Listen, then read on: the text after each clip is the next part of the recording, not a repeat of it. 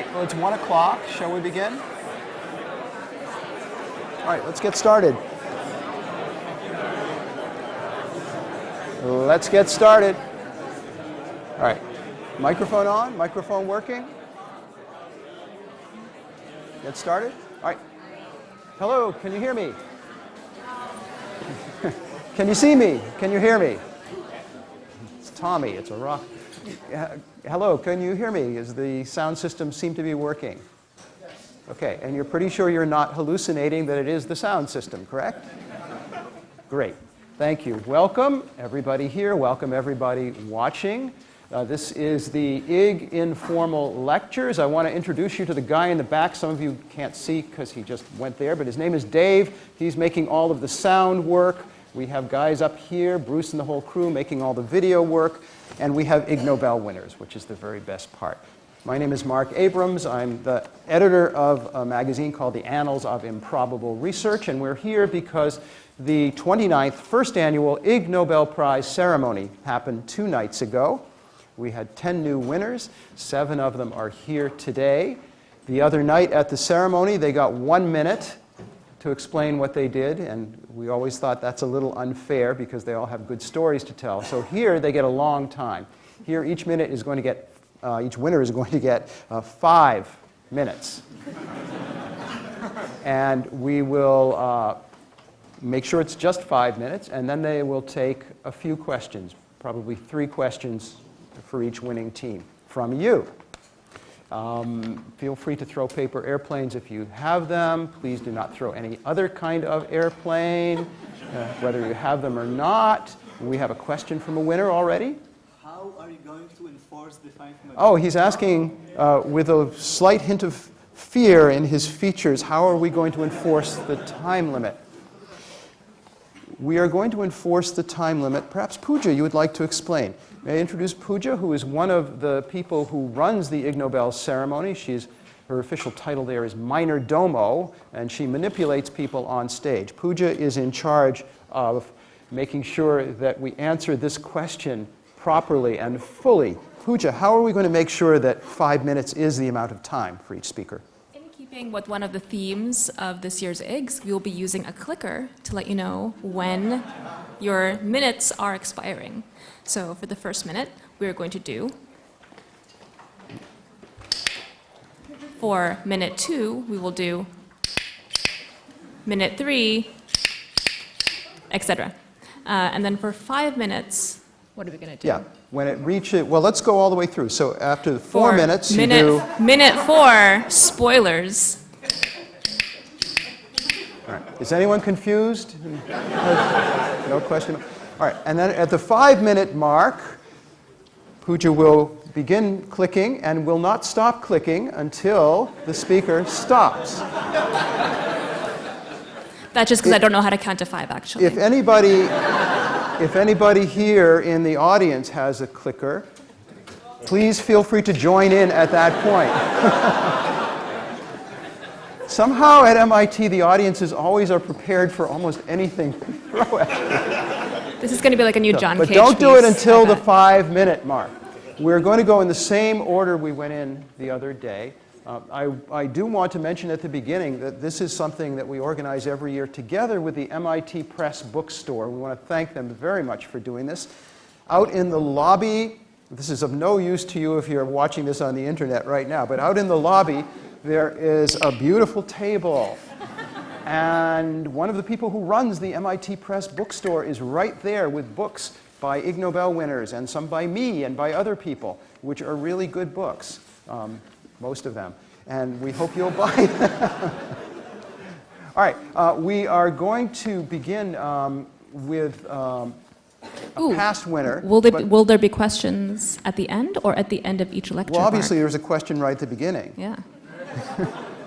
Yeah, there will be questions after each speaker, but no general questions at the very end. I want to begin by introducing somebody who I will not give the time to speak, unfortunately, because we don't have a lot of time, but who did research here at MIT for a while and has gone on to greater glory by starting a website. Actually, she started it before she came to MIT, which many of you may know, called FYFD, which is the biggest and most popular general website about fluid dynamics in the world. Please welcome Nicole Sharp.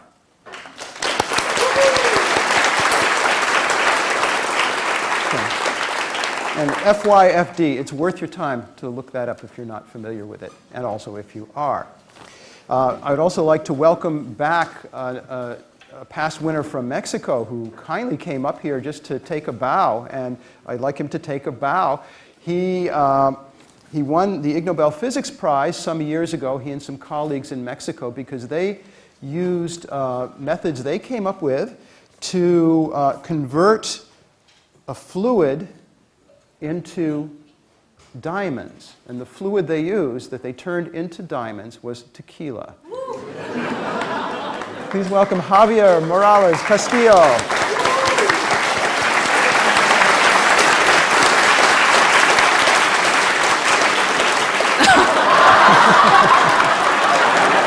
Hold it up for the camera.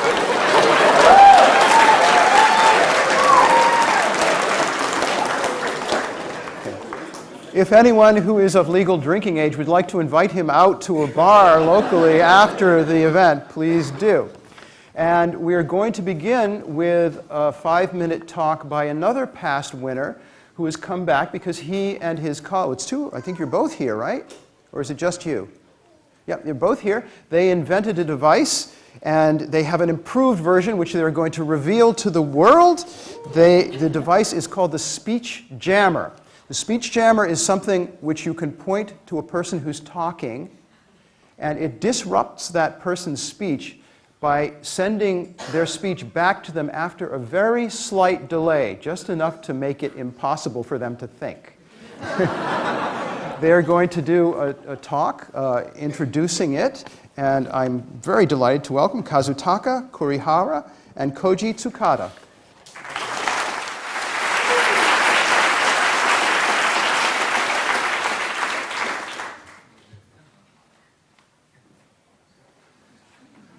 Speech jammer strikes back.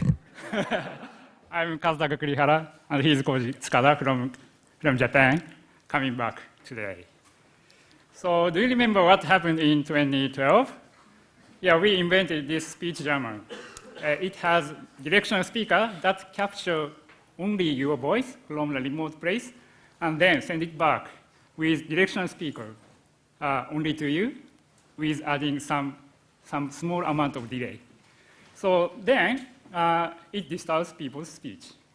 And at the ceremony, we tried to use it against the great novelist Dudley Hershbeck, but unfortunately, it didn't work on him. Generally speaking, aged people has less audibility. It's a natural phenomenon. It's difficult to use it against older people. Then, at the informal lecture just happened here, we use it against a guest opera singer. And then, yeah, it actually worked. Yeah. So, yeah, we learned that individual difference does really matter. Then we hypothesized that more powerful power will be needed. So we have developed a new powerful model. It's 4 times larger. This is the original one, and this is the new one. So this is 4 times larger speaker. So it's demo time. So could you explain some volunteer? Oh, is Gary Dreyfus here? Gary Dreyfus has been to every event we have had for 29 years, and the time we really need him, he doesn't show up. Let's see, who? DK, where are you? Well, all right. Is there anybody here who enjoys doing dramatic readings? Do you have something printed? Oh, I have something printed. Is there somebody here who enjoys doing dramatic readings? Come up.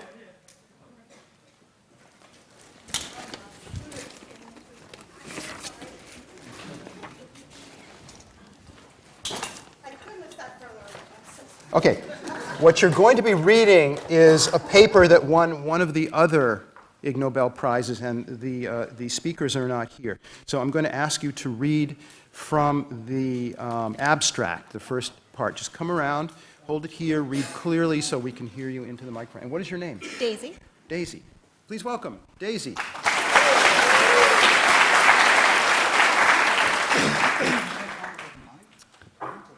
Hang on one sec. How do you want to set it up? Please don't use the mic. Okay. Oh, there you go. Not the mic. Not the mic. Okay. Just speak out loud. Scrotal temperatures in men have been reported to be either similar on both sides or higher on the left than the right scrotum. We aim to clarify this discrepancy from new data. Methods: retrospective analyses of scrotal temperatures in men aged 20 to 52 years, measured every 2 minutes with a probe. We lost. I'm sorry. Yeah. Again, a huge difference, a huge individual differences. So, okay, we will come again here with more larger version in the near future.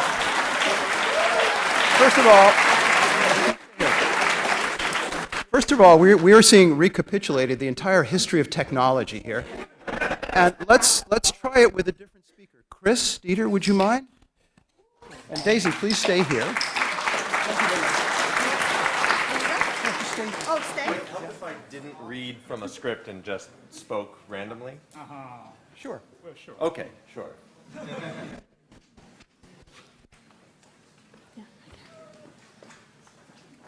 My name is Chris Dieter. I've been doing the Ig Nobels for about 6 years, and I don't quite am able to keep a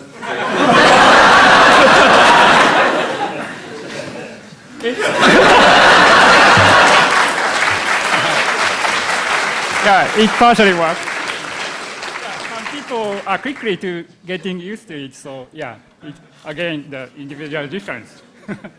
So, thank you. That's all.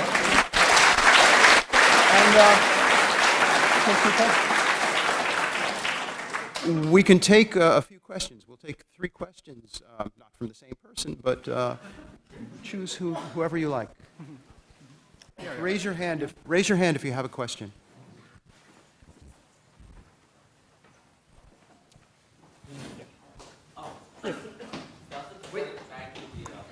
into the microphone.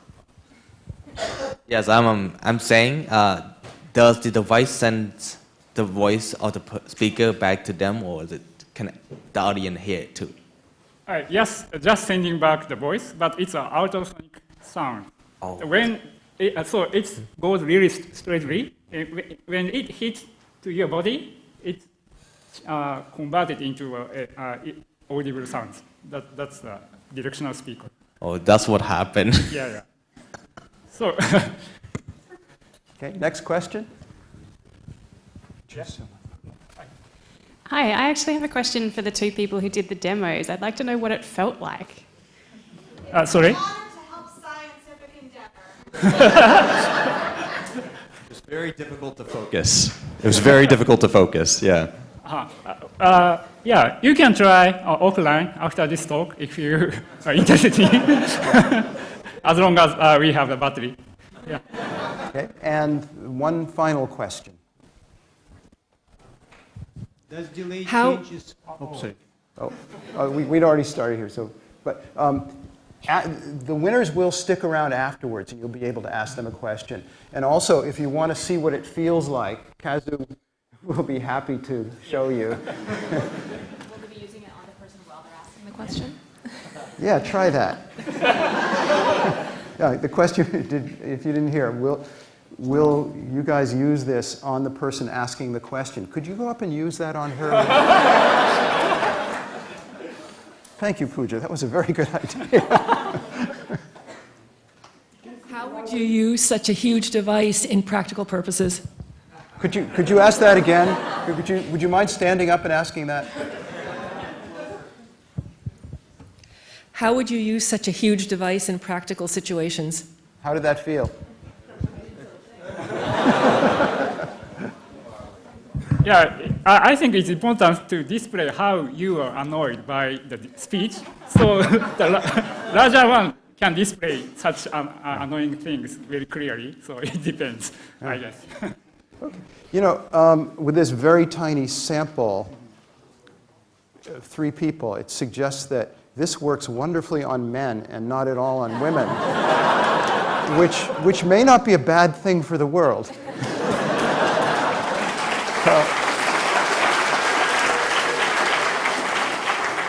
So thank you, gentlemen, and we are going to make use of this new technology as part of our timekeeping device.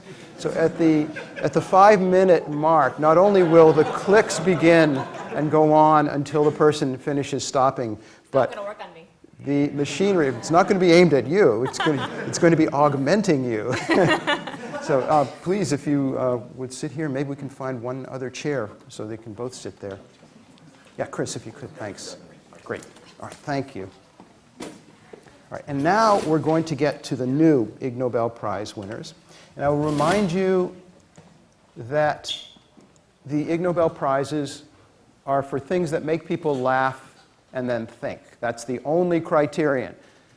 These are things that, if we've chosen well, anybody anywhere in the world who hears about one of these prizes, the first reaction is to laugh.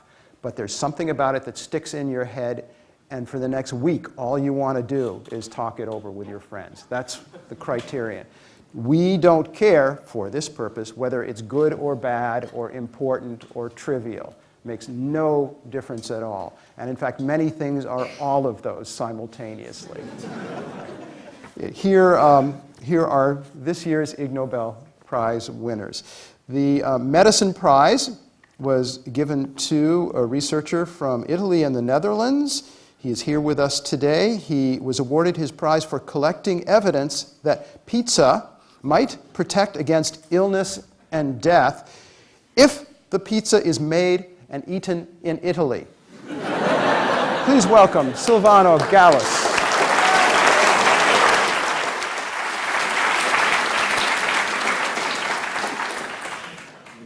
Good afternoon, everybody. In the next 5 minutes from now, I will talk to you about pizza. I'm honored to be here, and I start immediately because between 1991 and 2002, we conducted a series of case control studies in Italy. These are epidemiological studies conducted on cancer and cardiovascular diseases. They were large case control studies based on 3,000 digestive tract cancer cases, 5,000 cases with other cancers, and more than 500 acute myocardial infarction cases. And we had also 10,000 controls, so healthy controls.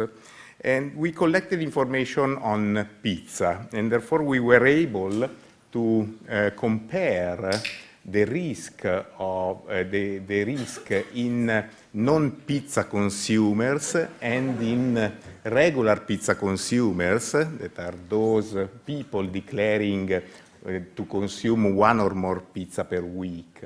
And what we found is given in this, is provided in this slide.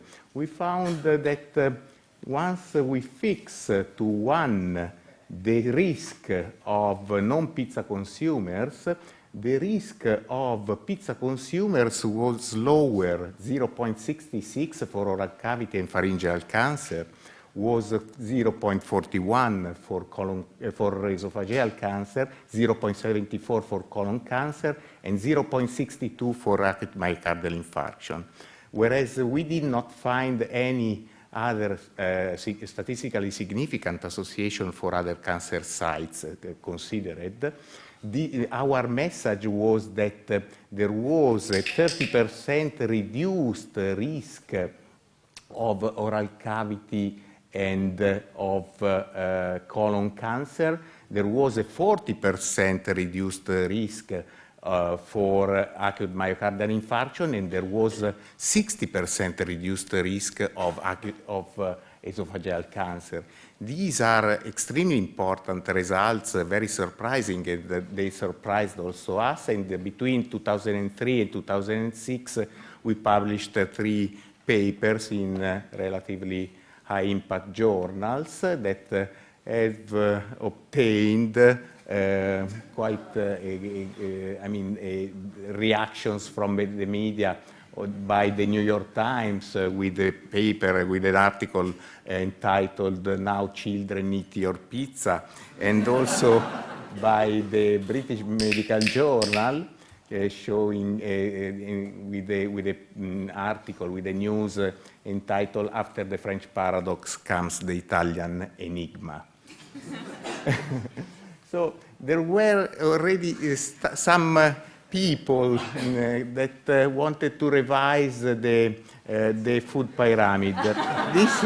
This is the food pyramid with at the bottom the food items that you should, that are recommended to be highly consumed, and at the top the food items that you shouldn't consume or only rarely. And there was already someone that wanted to modify the pyramid in this way.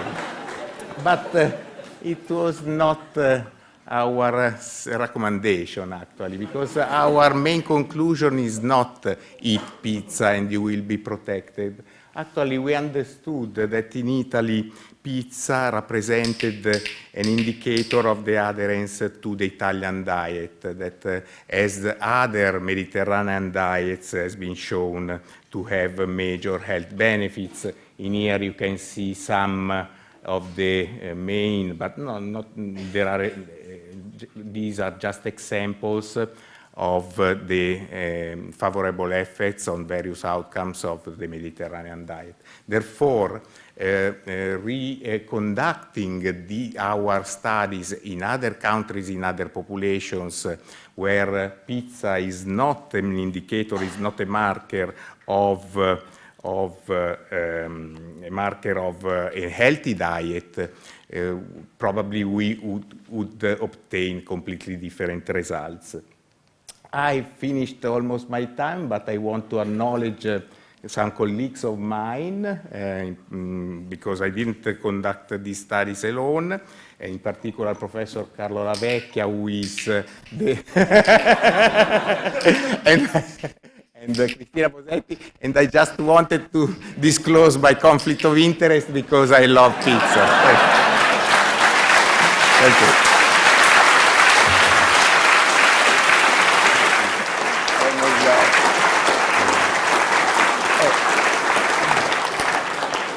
If you have a question, raise your arm, please. We'll take 3 questions.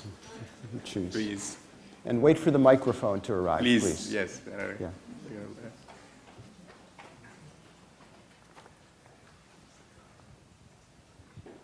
I just wanted to know what the best topping on pizza would be to prevent cancer. I'm sorry, could you repeat? The most optimal pizza topping for... Okay, Noel. I must confess that we conducted our study seriously. I mean, before... This was a serious question. No, okay. The topic seems to be serious. No, we conducted this research in considering a traditional Italian pizza, and 20 to 30 years ago, when we conducted the studies, the traditional Italian pizza was the pizza margherita, actually. And it was, the pizza margherita is relatively small, only 200 grams in average, and therefore less than 600 kilocalories of intake, and that's a healthy pizza for sure. We recommend it. But what I said also during the ceremony last day, we recommend the Italian pizza, but without pepperoni. You know? Okay. Next question, please. Yes.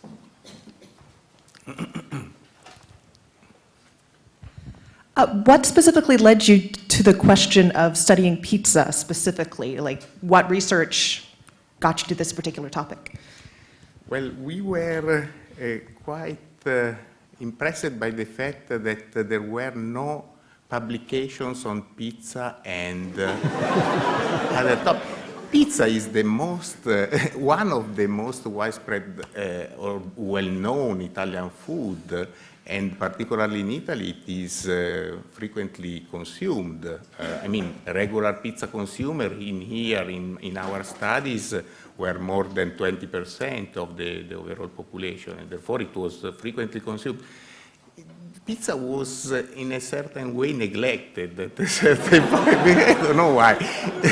There were more publications on a certain pizza M, I don't know the name, the family name of a researcher, than on pizza, on the pizza as a risk factor for chronic diseases. That's why we decided to to analyze the issue. So. I should mention something. Sometimes in these talks we venture into subjects that are very technical, that involve terminology and concepts that not everybody is familiar with. Has anybody in this room eaten pizza? Just raise your hand. Okay, good. Just wondering. Right, Is anybody never eaten pizza? Never? No. Not one? Not one. Not one. All right, one final question.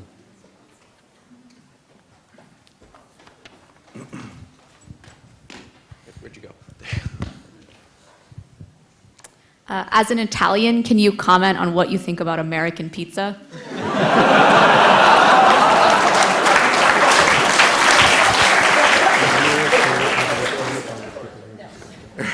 Well, I would say no. And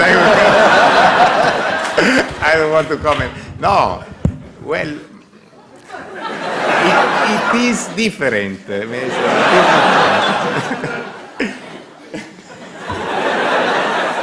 I suggested earlier that anybody who would like to invite Javier out to discuss tequila and diamonds at a local bar.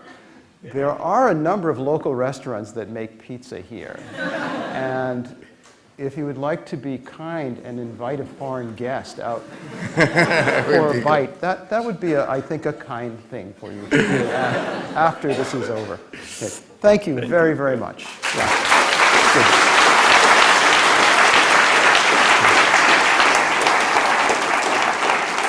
The Medical Education Prize was awarded this year to a team from the USA. Karen Pryor and Teresa McKeon were honored for using a simple animal training technique called clicker training to train surgeons to perform orthopedic surgery. Now, before this talk, wondering how many people here are familiar with clicker training? This is good. This is a third to a half of the audience. And you might want to, in the next 10 seconds, explain to any neighbor who's not familiar what it is, so that they know it is something that exists and is common and works. Okay? And here's Gary Dreyfus 10 minutes after we needed him. Gary Dreyfus. No, just, we don't need you anymore. Thanks, though. Ben, nice man. Just, yeah. And orthopedic surgery. Wow. I wish we could record all of these conversations. Okay.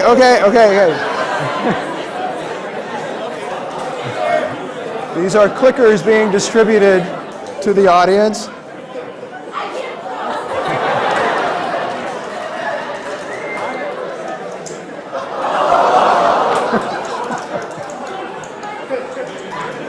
Oh no, we need an orthopedic surgeon now, don't we? I don't know. We need an orthopedic surgeon perhaps to repair the damage here. All right. Well, let me introduce to you one of the two co-winners of this, Teresa McKeon. Right and left. Yeah, right and left, and I'll start this for you. Wait. Nope. I just want to hand her a more quiet. Okay. Oh, sure. Because that in my ear makes me do what that does to everybody else. This is the quiet one, this is the loud one? This is the quiet one, yeah. All right, well, we want to make sure you hear it. Oh, I hear it. So let's use the not quiet one. Okay. I do want to say that typically we pair the sound of the click with something positive, and if you don't do that, you end up hating the sound. So just because she's using it in a pseudo-punishment way, that's not how it always works when we use it with people. So I just want to put that out there. It's encouragement to you to finish on time. Let's go with that. We're going to go with that. All right, and then go out for pizza and tequila with your colleagues. So teaching simple surgical skills using an operant learning program more effective than teaching by demonstration? And by demonstration, what they were basically talking about is that see one, do one, teach one kind of thing. And I think maybe what I want to start with is why did we do this study? And it seems that orthopedic residents excuse me, were coming into programs without the basic skills needed to pick up the tools that orthopedics need. More people were playing video games, less people were picking up saws and drills and even hammers.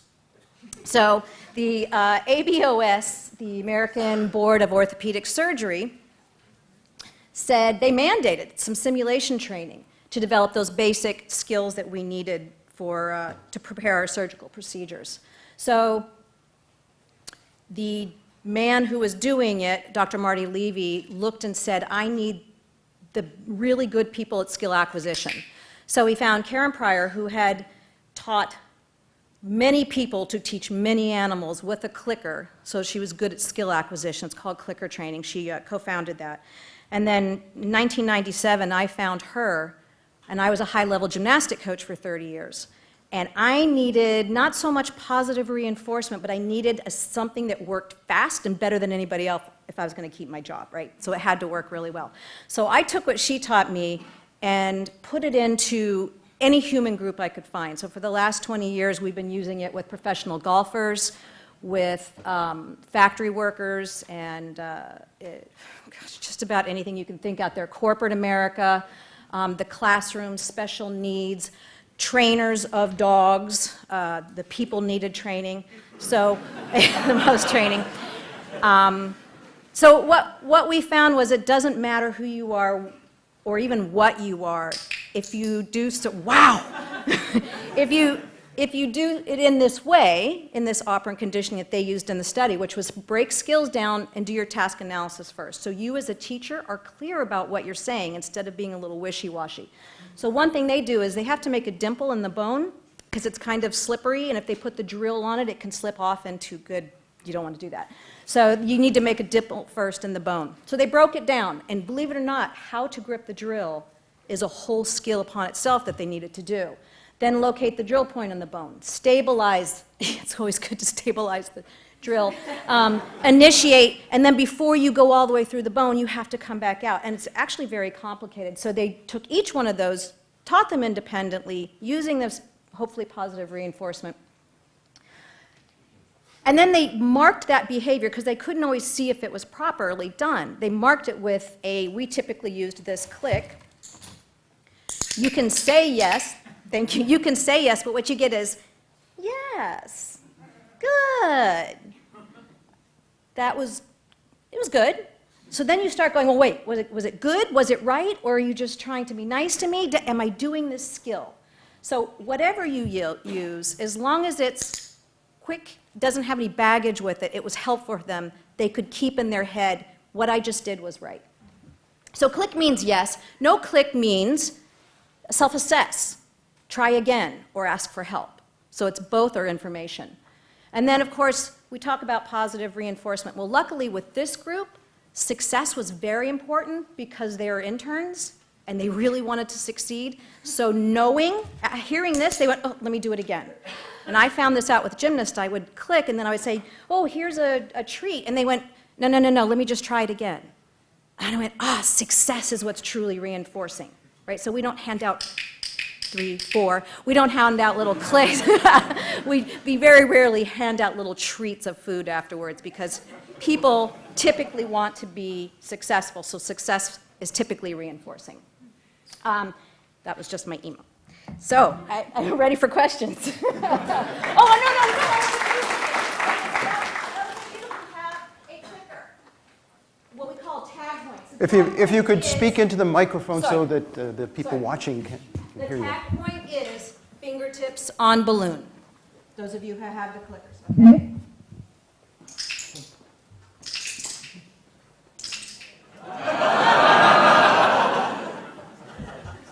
Now, the point of that was, you see how as a teacher, you are much more focused on your student? So if we have teachers who are much more focused, and they're not looking around, and they're all over the place, now the teacher can be another student. So if you and I are both surgical students, and the tag point is fingertips, you're the other student. You're the other student. Tag point is fingertips on balloon. Great. Then now you and I can do it. Now the student is going to watch and see if it was right. Now he's still learning. Fingertips on balloon. So you as a student, I now know, don't understand what I just taught you because you didn't click right.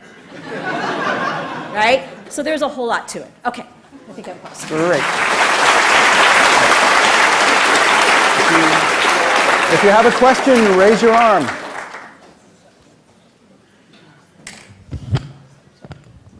Tag point is speak at mic. Tag. Did any of the students find it a little awkward to be clicked at first? It's interesting. We never click people. We only click behaviors. So we were very clear about the behavior is, one of them was not tying. 1/3 over 2/3. So we were never clicking a person. We were clicking that the rope was 1/3 over 2/3. You see what I'm saying? So we don't ever feel we're being clicked at. It just means a behavior happened, a skill happened, yes. Think about that. Think about the skill, yeah. Okay. Next question. Yes. Gentleman in the orange shirt.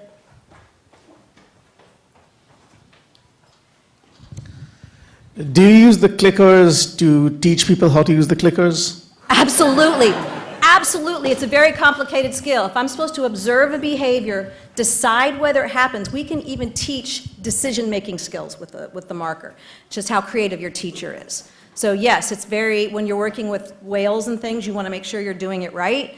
So those skills are very important to learn correctly. Okay. Up there in the back, in the jean jacket, I think? Yeah, sure. Okay. Yeah. Maybe already. Oh, sorry. Sorry. Hi. I didn't know until you handed over the soft clicker that there were different tones of clicker. Did you find that by using different volumes or pitches of the click that you could train multiple different behaviors, or did that just become too confusing too fast? Yes, you can use any short, sharp, salient sound that doesn't have any other meaning in real life, so they're not wondering what that was for. Because most of the humans I work with have verbal skills, they're very clear about what the success point is before they start, so I don't need different markers for different skills. Okay, and that's three questions. Thank you very much. Thank you. And again,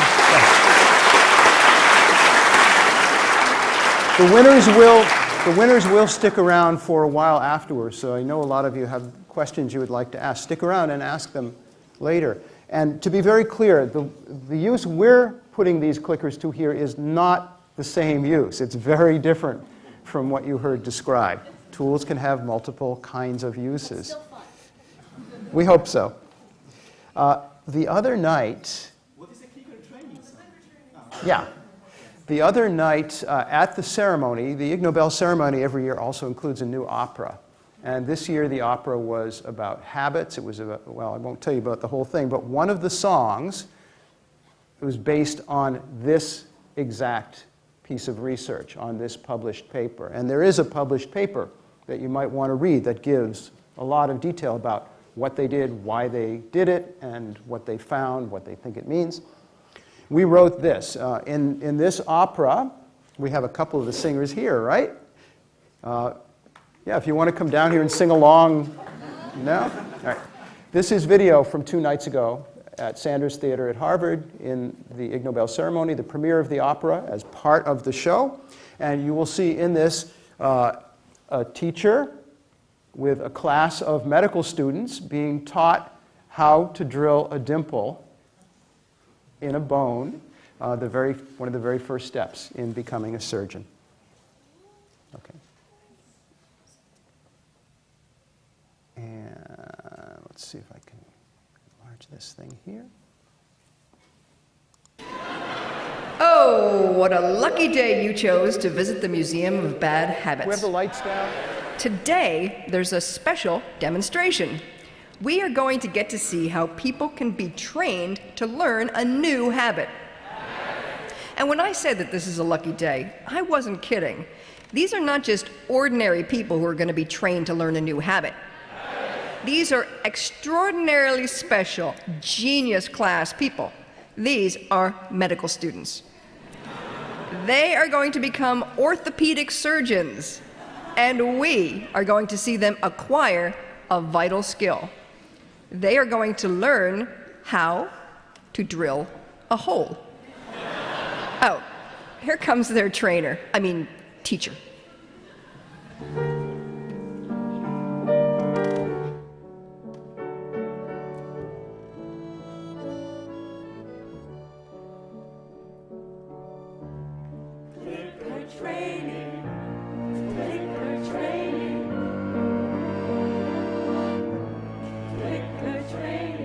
Cut to the chase, let's quicken the pace of basic surgical training.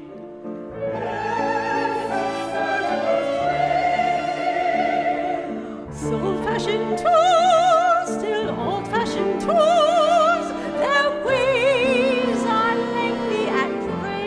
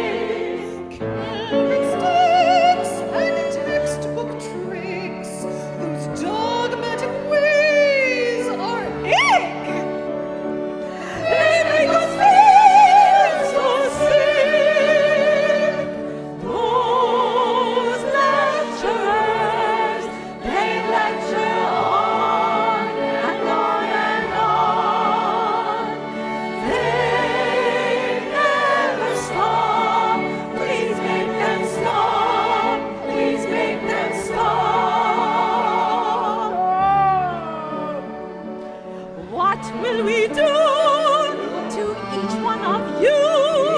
Demands so little of you.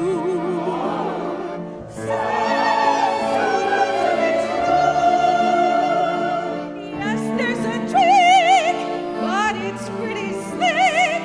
It's just the sound of a click. A click, a sound of a click. Just a click, click, click, click, click. And please let her demonstrate. Oh, how great. Here we go. You now will learn a habit you must acquire. At every crucial point, you'll hear the sound of a click. My hand holds a little clicker device.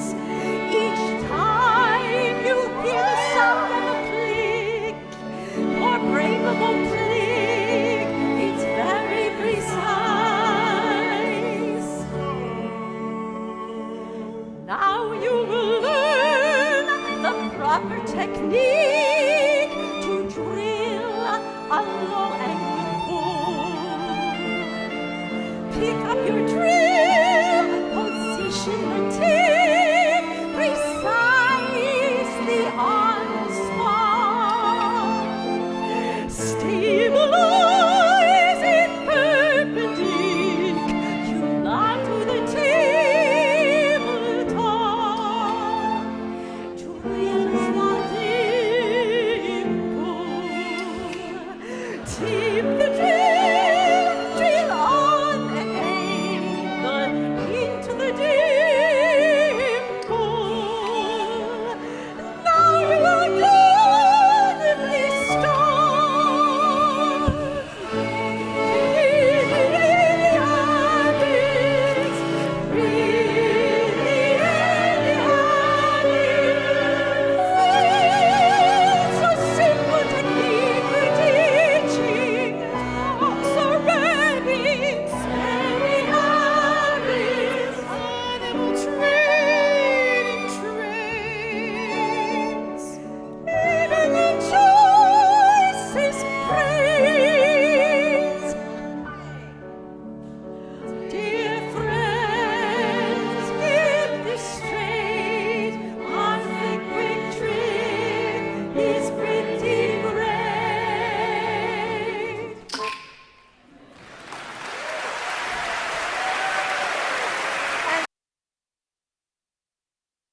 Thanks. Singers, stand up and take another bow. And also Yulia Yoon, our pianist, is here somewhere. There's Yulia in the back. Please stand up again. Yeah. Oh, now I have to figure out how to make this go away. Okay, thank you for that click. The Ig Nobel Biology Prize was presented to a team from Singapore, Germany, China, Australia, Poland, the USA, and Bulgaria. They were honored for discovering that dead, magnetized cockroaches behave differently than living magnetized cockroaches. Please welcome Thomas Paderek, Herbert Kripaz, and Rainer Dumke.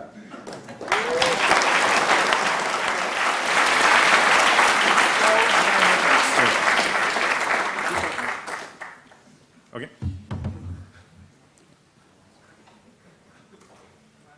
Okay, great. Start now. So I think it's actually no wonder that the biology prize, the Ig Nobel Prize, goes to some physicists. So we are all physicists, in fact, quantum physicists. There's a theorist also in our team, Thomas. And Herbert, who's actually here, was the senior research fellow on these experiments. How we came about this? So it's a small comic here to give a motivation, artwork from XKCD. So the theorist came at some point and says, hey, dude, you know, there are some quantum mechanics how, let's say, animals sort of utilize magnetoreception for navigation, right? There's a few papers on this. We had some discussion on this, some scientific discussion with citation and stuff. And then sort of we came up and said, hey, yeah, you know, we have this precise atomic magnetometer in our lab, so let's feed it with some biological samples. Well, okay, and for, let's say, the theorist was actually then very hungry at this point in time and said, well, let's go for lunch and then figure out what we will do. So we went for lunch, and what we came up with was the American cockroach. Not sure why, but anyways, I think it's your imagination. So in fact, if you're looking at magnetization in this type of animals, there are, let's say, two main theories. One theory is chemical reactions. There's some chemistry stuff going on there, depending on the magnetic field strength, and ferromagnetism, where you have, let's say, small magnetic particles which can align in the magnetic field. And this is actually what we can measure with our system, which is a vapor cell atomic magnetometer. It's a very simple device. We have actually a precision of about 14 femtosecond per hertz. And the idea is actually, okay, you have your atoms there, they have a magnetic moment, they process, and this precision we can measure with the laser field, changing the polarization of the laser, and from there we can say something about the magnetic field. So we magnetize the cockroaches, put it in, and look what's happening. And in fact, what we see is a decay over time of this magnetization of the cockroach. From there, we can say something about the environment of these magnetized particles. And what we have seen actually, so if you actually look at this, do an analysis, do some simulation on this, what you actually see is that actually this decay of the particles prevent this from using this small particles as a sensor for magnetic field, useful for magnetization because of the long time scales. That's true for excited cockroaches. For actually ground-set cockroaches, we have seen that the decay is much, much longer. up to 47 hours. This actually also means actually that other timescales are much, much longer. And actually, we have at some point gotten the news about this nice Nobel Prize. We thought, well, let's do some further experiments on them. And what we have done is we have looked actually at some behavioral experiments on dead cockroaches and put a dead cockroach in an alternating magnetic field and look at their motion. And as a surprise, we have actually seen that the motion of a dead cockroach is highly suppressed. We could actually give a upper limit on the, let's say, rotation of the dead cockroach, which is about 6.4 times 10 to minus 9 hertz for the cycling frequency. However, this is actually limited by our precision as of now, because we have used just the normal motion tracking for about 12 hours. We think about maybe using some laser interferometer in the future to go even higher precision on this. Okay, it's not really serious science. Well, it's serious science, I mean, right? We use very good instruments for this. Okay, so that's also the end of my talk. Maybe just to prevent everyone, dead cockroaches do not stick to fridges, so don't try it at home. Thank you.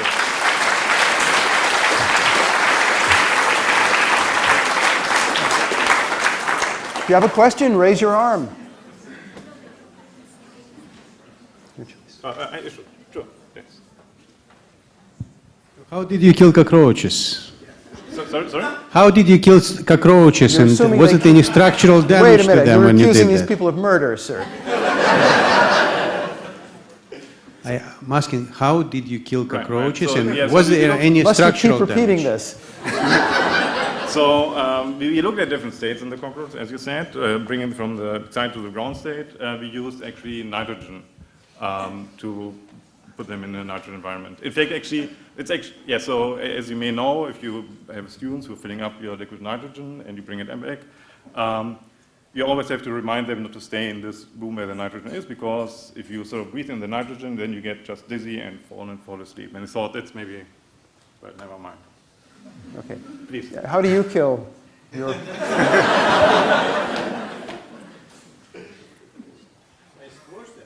Oh, okay. Oh, okay. Okay, next question, please. So many questions. Pick one, please. I'm very struck by your illustrations. Who's the artist? Which, the comic? Go back to the other. No. Forward. There. There. Oh, yeah. Indeed. So in principle, we are thinking about hiring an artist, but this were done actually by ourselves. Yeah. So this actually that's the cat vector for the different states for the physicists. Okay, final question. Please choose someone. Yes, please.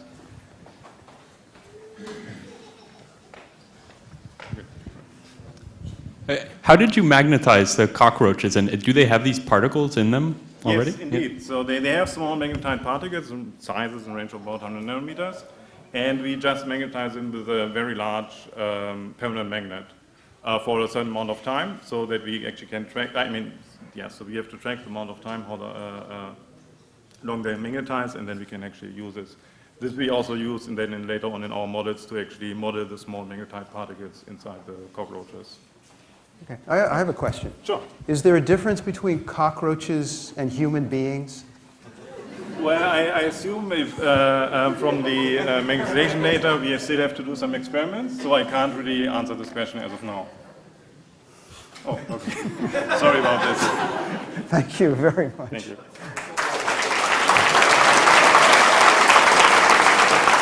Okay.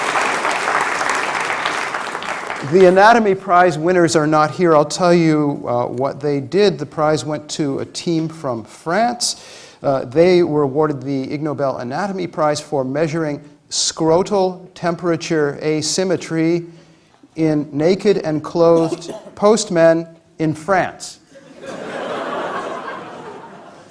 The Chemistry Prize winner is here with us today. It's a team from Japan. The head of the team is here.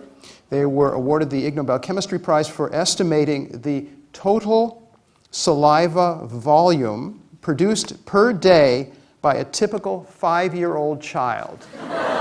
Please welcome Dr. Watanabe.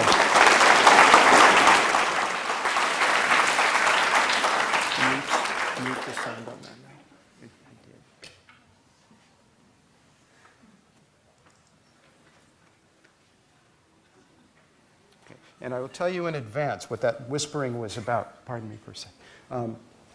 There's one slide toward the end that has a little bit of music on it. It's ancient music, but we discovered to our horror a few years ago that even if you have ancient music that never was in copyright to begin with, YouTube, if you're televising something, has some beautiful algorithms which will say you have copyrighted music, and they will throw your stuff off YouTube.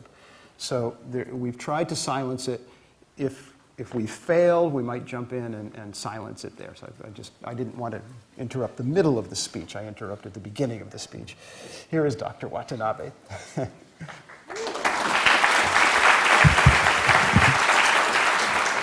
Thank you, Chairman, and hello, everyone.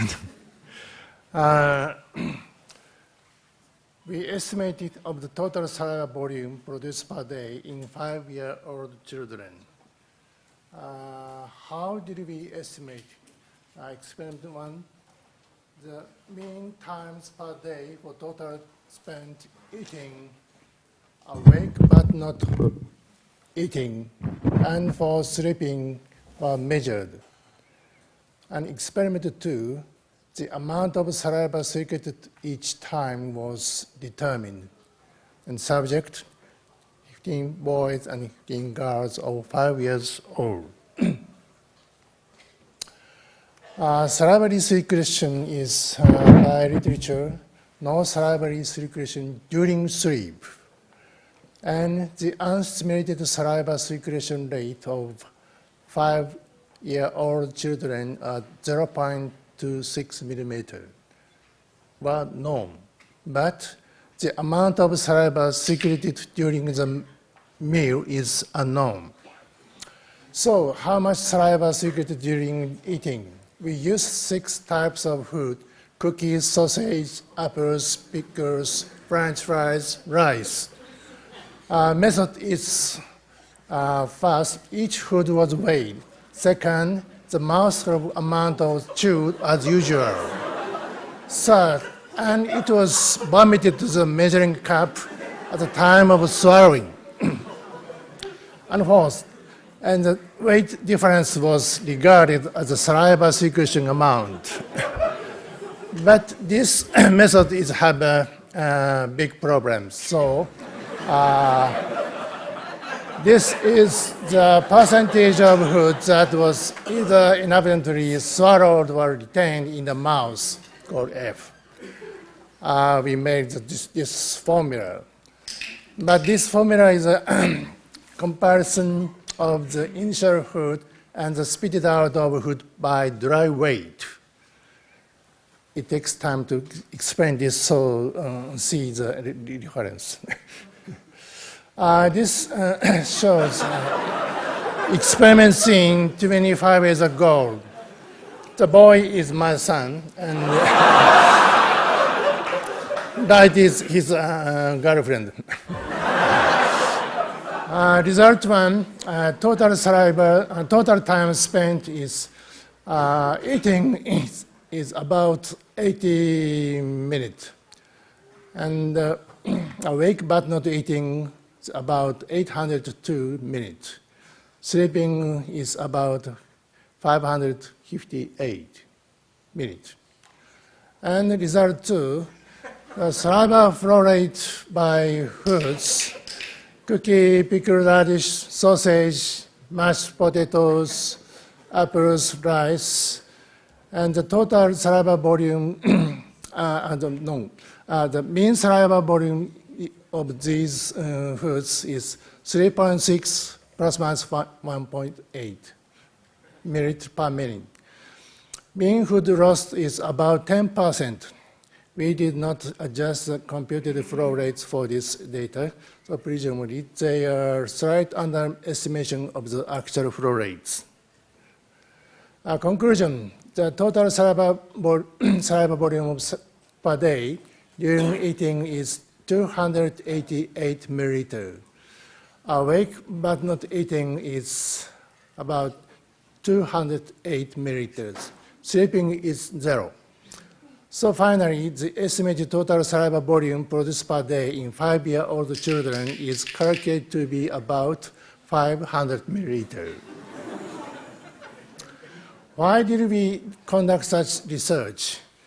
Although there are several benefits of saliva, we will explain the most important function, protecting the teeth from acid.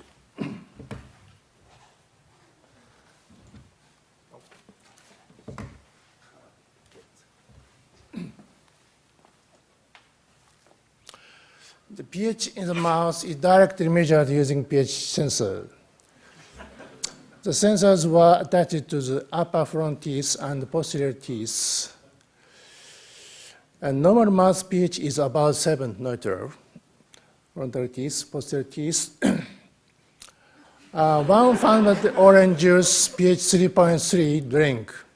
So then the pH dropped all at once. The mouth became acid with juice. Decalcified below pH 5.5. Then, to promote the secretion of saliva, tried moving the tongue and lips for 1 minute. So the pH turned neutrality and continued to be maintained. This shows how saliva protects teeth from acid. Saliva is highly buffered. This is submandibular saliva. 5-year-old children protects the teeth from orange juice by giving 500 milliliters of saliva. Thank you.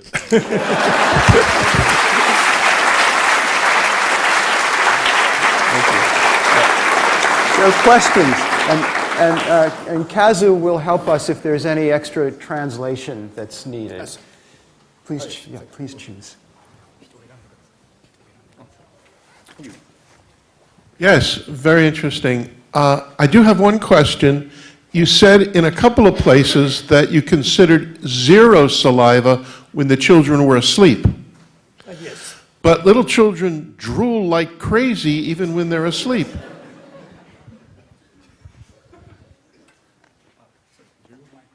They drool. So isn't that saliva? Yes, sometimes.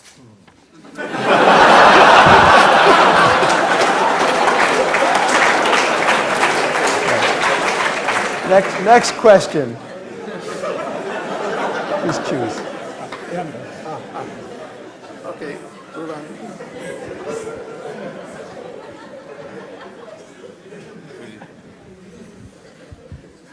Hi, did the 5-year-olds express any discomfort at having to vomit their food?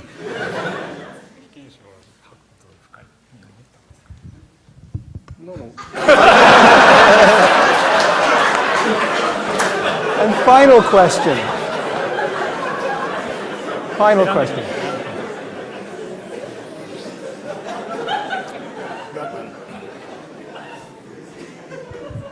Hi, my question is, I guess, a little bit similar. Did they alter their eating habits? They have to vomit their food constantly for the experiment. Did it have any implications for their eating habits long term?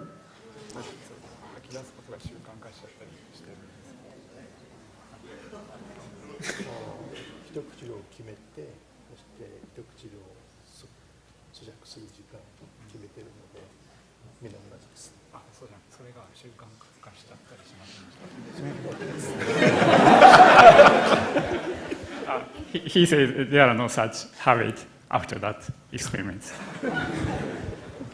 And before he sits down, I believe that Dr. Watanabe's children are here with him, the people who 35 years ago were in this experiment. Are they?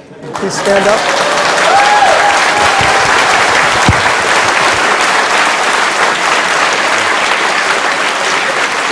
Dr. Watanabe.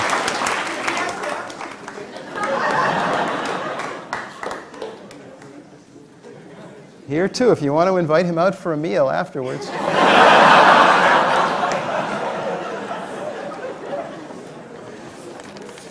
The winner of the engineering prize was not able to travel to be with us. The engineering prize was awarded to a professor in Iran, Iman Farag Bash, for inventing a diaper-changing machine for use on human infants.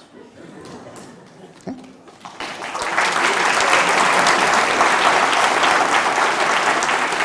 He's got a patent for that. You can go to our website, look it up. It's a US patent, and if anyone here builds it and uses it, we would love to hear from you. Okay. The Ig Nobel Economics Prize went to a team from Turkey, the Netherlands, and Germany. They were awarded the prize for testing which country's paper money is best at transmitting dangerous bacteria.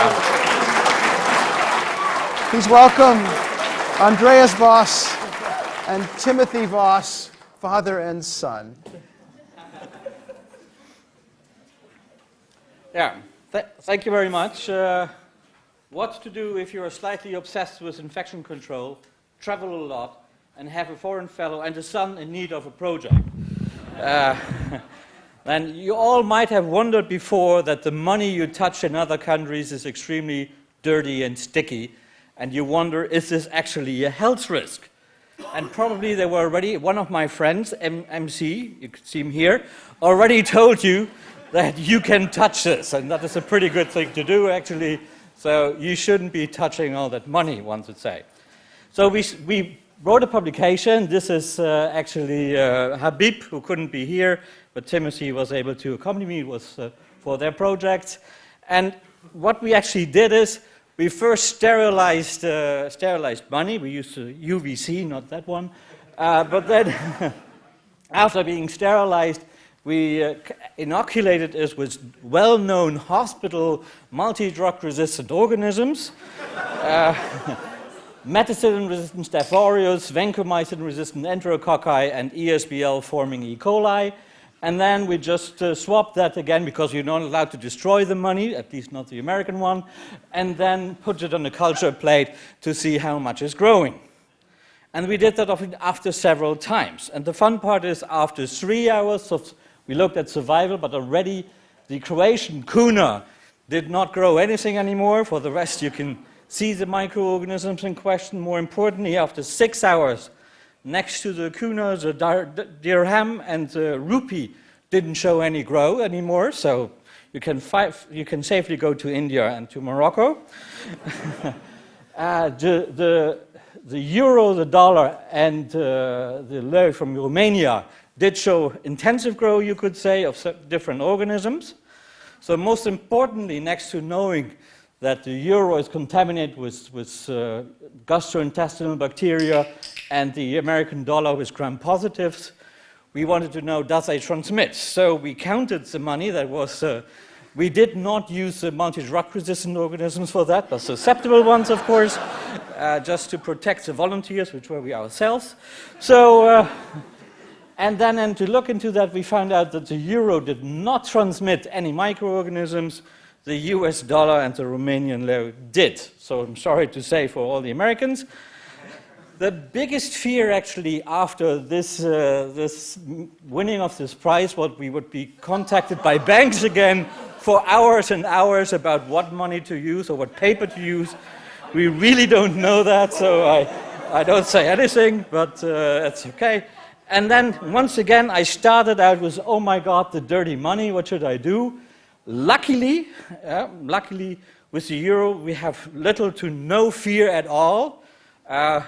Your future might be very different, I should say. So I'm really sorry for doing that. But anyway, I would like to thank the committee for electing us, selecting our paper and giving us a clean bill. And as you can see, we received 100 trillion, everyone else only 10 trillion. So we can examine if there's some jealousy about the winners in the future. But the real solution to solve your problem, and I kind of ask you to follow my advice very much, you should get rid of your dirty money and use electronic payment, we all know that, but more importantly, and 2 days ago, I gave that as a tip to decrease your personal health risk. Yeah? Fold your $100 bills into a little flying airplane and send it our way. Huh? And, I mean, if you just as a last thing, if you can't fold it, we take it anyway to laundry it in any fashion of way you want. So thank you very much.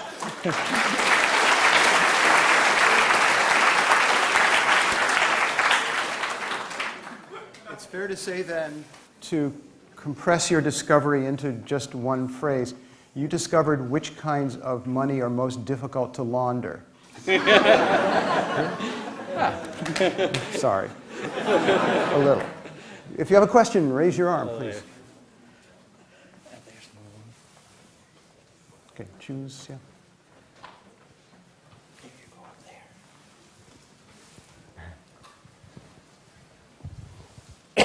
Yeah, go ahead. And then there's other people up there.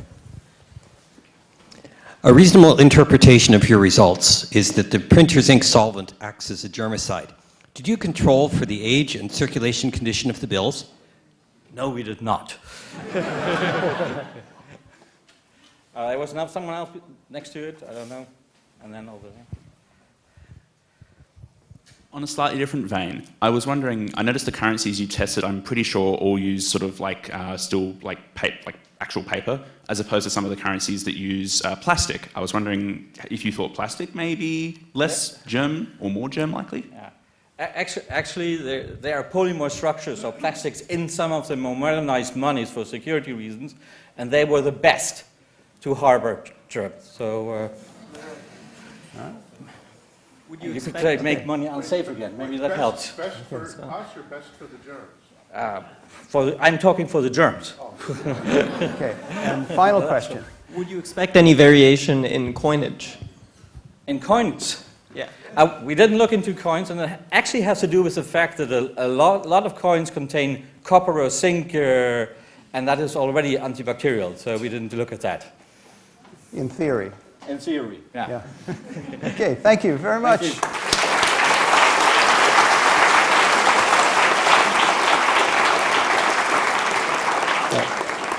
you. The Peace Prize winners also were not able to travel to the ceremony. The Ig Nobel Peace Prize went to a team from the UK, Saudi Arabia, Singapore, and the USA. They won the Ig Nobel Peace Prize for trying to measure the pleasurability of scratching an itch. The Psychology Prize went to a researcher from Germany who is here today. He was honored for discovering that holding a pen in one's mouth, in fact, could you do this as I'm reading this, please, if you have a pen? And the answer, of course, is if you don't have a pen, you can't. He was honored for discovering that holding a pen in one's mouth makes one smile, which makes one happier. And for then discovering that it does not. Please welcome Fritz Strack.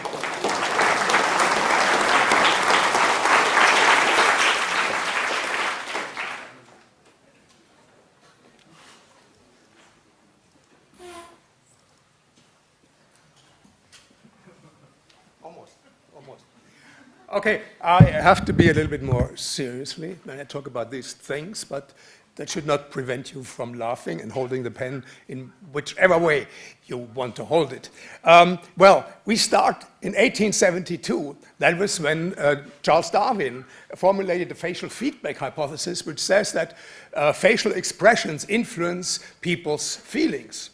So we asked ourselves, if this hypothesis is true, what are the underlying mechanisms that lead to this effect? And there are two possibilities. One is kind of a more thinking, inferential mechanism. Say, well, if I'm smiling, I must be amused.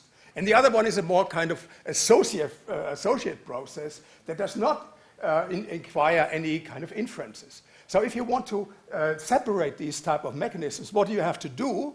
You have to get people to smile without them knowing that they are to smile. And there, the pen came in as a valuable research utensil. As I said the other night, if you're holding a pen with the teeth, it's kind of activating the zygomaticus muscle. If you hold it with the protruded lips, it prevents smiling. That's what we did, and we gave people cartoons to rate, and that's what we found for cartoons. If you look at the mean funniness with the lip conditions, the protruded lips, they were less funny, rated to be less funny than with the teeth conditions, and then we had a control condition with the hand. This was kind of in between. So that was the good news, right? But then, that was in 1988, that was published. And then many years by my colleagues Sabine Stepper, Lenny Martin, and myself. But then in 2016, many years later, there was a multi-lab replication study, not by myself, but by E.J. Wachenmakers and some colleagues all over the world, 17 labs from Turkey and I don't know where, with 1,900 participants. And what did they find? Nothing. We were kind of up there. Nothing they did find, right? So no reason to exult, right, after these many years. But then the theory gave an inkling. So we asked, okay, this was the result, so it has not been replicated. But then, of course, that's the slide you saw 2 days ago, failure to replicate. But that's not the end. If you have a failure to replicate, you have to start thinking, even if it's not laughable. Then you have to ask the question, what have we learned? And then the theory helps you. And there's a theory telling you that if a camera is directed on you, your thinking is different. There's lots of research on policemen carrying cameras, how that affects people's behavior. And we found that in the non-replication study, they had a camera directing on people. And you thought, well, I mean, maybe if that happens in other situations, it may have happened in this situation as well, that their judgment was kind of influenced and did not produce the result. And fortunately, 3 colleagues from Israel took up this hypothesis and did the study. Okay, here's the result of the study. If you have a camera, a cam costs a sham, right? Producing much spam. And if you have no camera, the old result is here again. And I thought that was pretty convincing. But if you're not yet convinced, I give you some data from a neuroscientist called Abigail Marsh, also 2018. What she did, she used our original experiment with students in 9 semesters at the beginning of their class. And what you see here, you get the original effect consistently all over the time.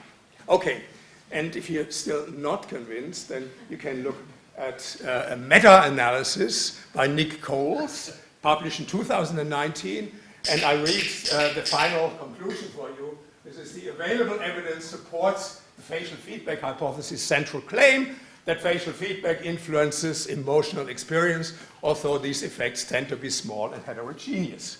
Okay, so I thought this is a fair and nice summary from The Guardian, saying smiling does make you happier under carefully controlled conditions. Right? This may not completely match with the citation for the award, but maybe we can alter it a little bit. Okay, thank you.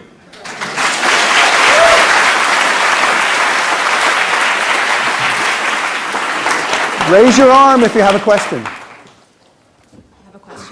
I actually have a question. So I'm a saxophone player, and one of the things we do to strengthen the embouchure for how long you can play the reed is you hold a pencil or a pen in between the lips, not the teeth.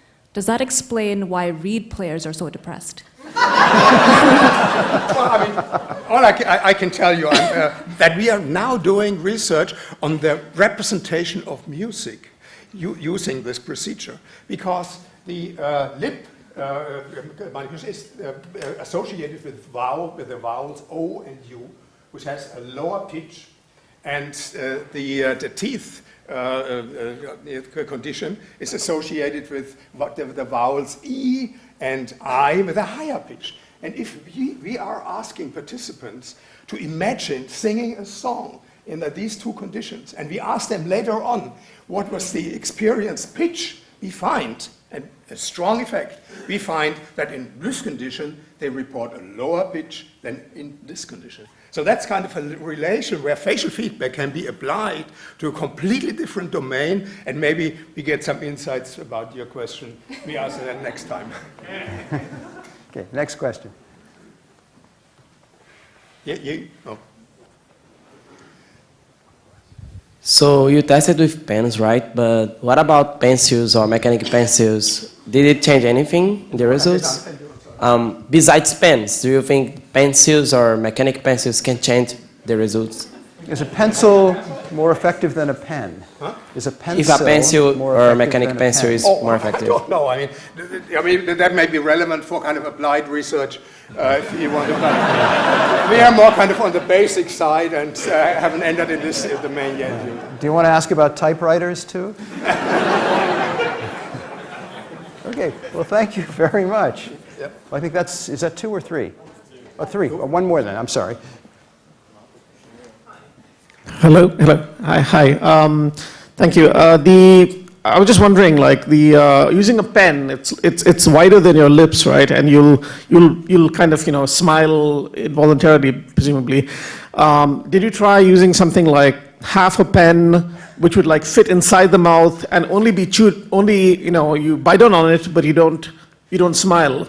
No. Because I find that chewing on something helps relieve stress and. Could you demonstrate that for us? I don't have half a pen. No, I must admit, you didn't get into these details that you have kind of outlined. But maybe, the next research program, we might look at these things. Okay, thank you. Fritz Stark.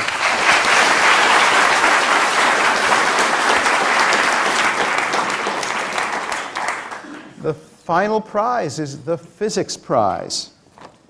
This year, the Ig Nobel Physics Prize was awarded to a team from the USA, Taiwan, Australia, New Zealand, Sweden, and the UK. 2 members, I'll tell you a brief bit of history before I tell you what they won for.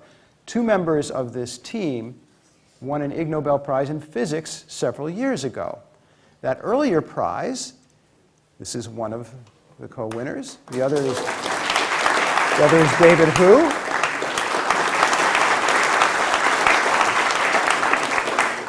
David Hu got much of his education at an institution called MIT.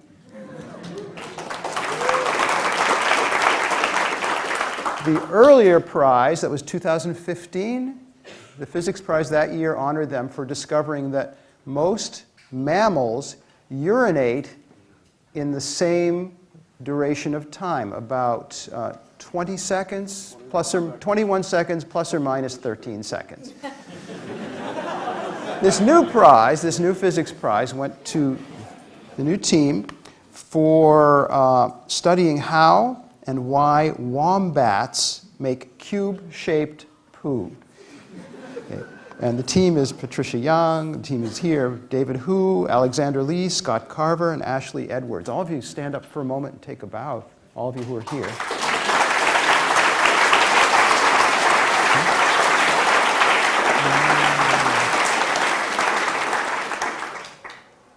And here we go. Here they are. Okay, so I'm very interested in the physics of excretion in general, and these animals attract my interest. So we're a team from Georgia Tech and University of Tasmania. Before we go to the rare end, let's see what a wombat looks like. So this is wombat in Australia. Among 3 species of them, only one of them could do cubical feces, called common wombats.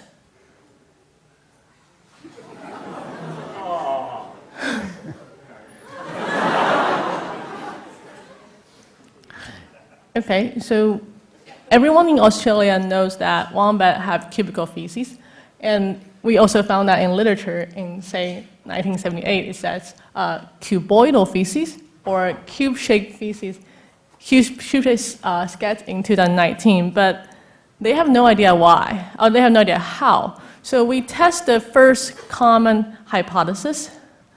by putting the wombat into a CT scan. They do not have a square hole. The hole is circular.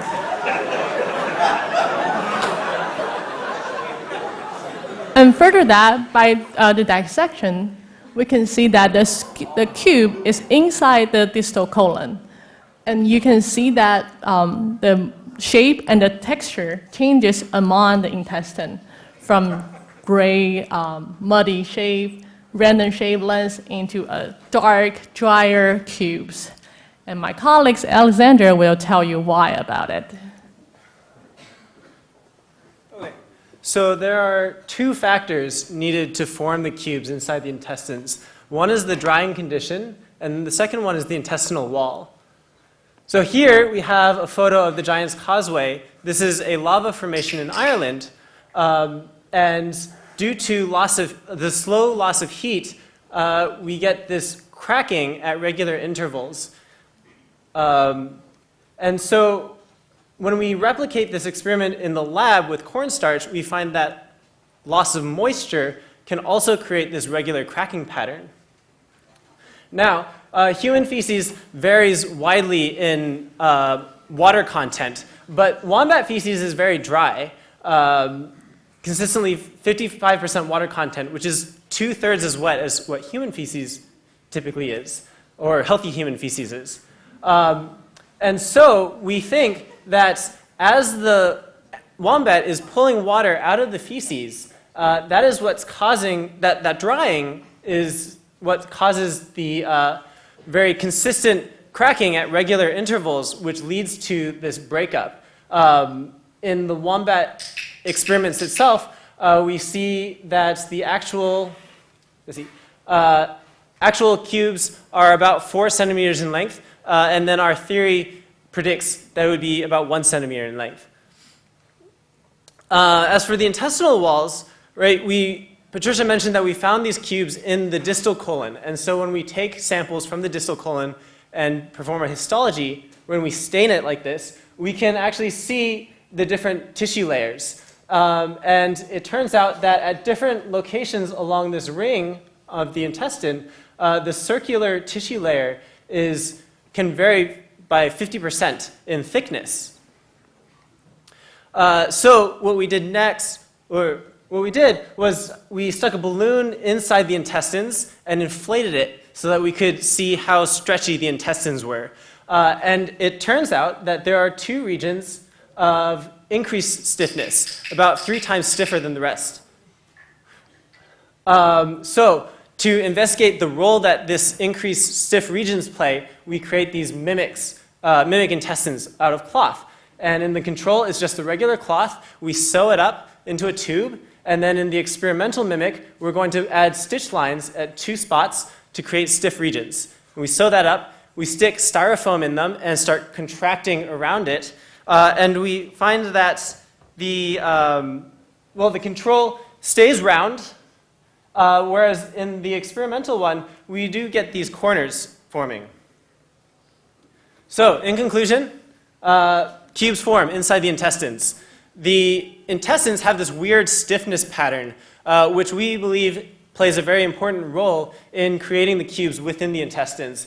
And then, as the wombat pulls water out of the feces, that causes it to crack and break up at regular intervals. Thank you for your time, and we're happy to answer questions.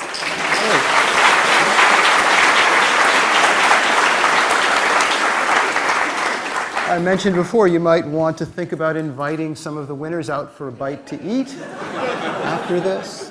Now, if you have any questions, please raise your arm. The orange. Okay, if you could wait for the microphone to come up to you. Well, your 2015 award was about your nation, so I'm kind of noticing a pattern in your Ig Nobel Prizes. Is this intended? No, we always do this kind of research. Oh.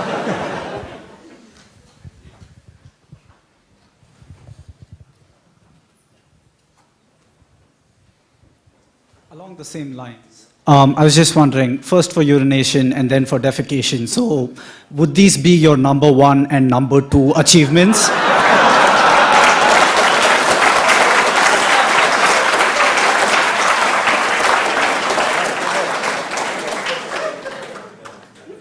Yes, that was my number 1 award, and this is my second, number 2 award.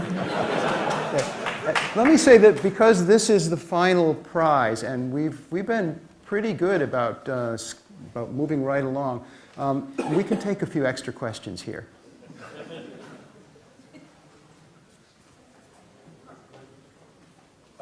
In the hearts. In the hearts. It's really good for biology and things, but does this also have manufacture? I mean, what's the goal toward? Because studying this type of shaping mechanism is something that could be used for manufacture as well. So where's your angle on it? So we've been thinking of a couple of different things. A medical researcher once approached Patricia saying that one of the early symptoms of colon cancer in humans might actually be stiffening of certain regions of the colon. And so we were thinking that if we could understand the mechanics of how this happens, we could use this as a very non-invasive early diagnostic for colon cancer based on like the shape of their poop, or maybe if they took a barium sulfide, we could see the shape of it inside the intestines and looking at it like that. In other words, you might be recommending that people check their output carefully? Yes. Yes. If your poop looks cubic, you should well contact us, but also get that checked out. Your choice.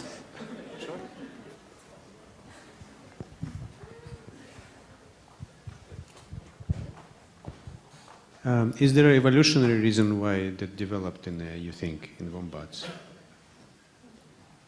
Yeah, so that's actually one of the things that we want to look at next. One of our hypotheses is, one of the behavioral things that wombats do is they like to leave these poops on conspicuous substrates. So they live in these grasslands or grassy areas, but they'll poop on like rocks or logs. And this is actually a very common behavior in like carnivores, but carnivores have very wet poops, and so when they land, they sort of like spread, probably.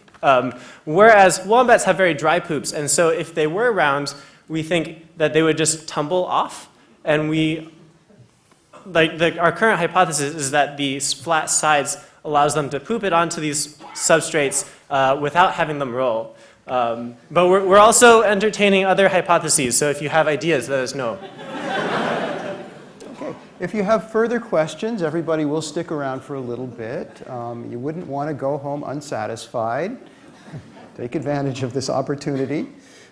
Could all of the Ig Nobel winners please come up and line up and take a bow together, including the past winners, Javier, Koji. Okay, in front. Get in front of the table here. Yeah.